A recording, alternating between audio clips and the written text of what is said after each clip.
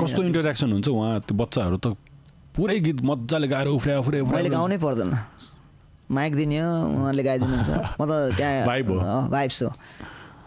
मलाई फेरि कतिचोटि बज्छ यो हजुर कतिचोटि बज्छ दुश्मन चाहिँ 4 चोटिसम्म बज्छ 4 चोटिसम्म बज्छ अझ भन्नुहुन्छ अब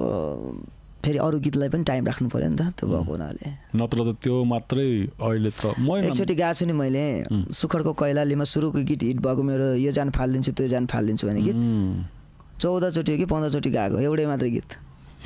अरू गीतै छैन फर्स्टमै हिट भइदिइहाल्यो होइन के गाउने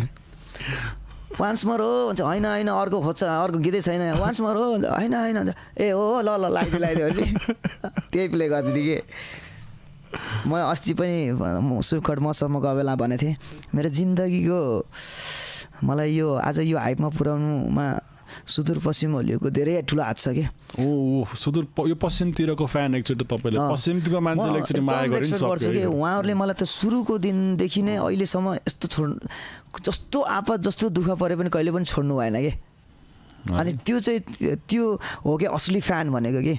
अनि त्यही भएर मैले अहिले पछिल्लो समयमा फ्यानहरूलाई गर्ने माया ममा त्यो कहाँबाट आयो भन्दाखेरि फ्यानहरूले मलाई दुःखमा दिएको जुन साथ छ नि हो त्यहाँबाट चाहिँ ग्रोथ भएको हो कि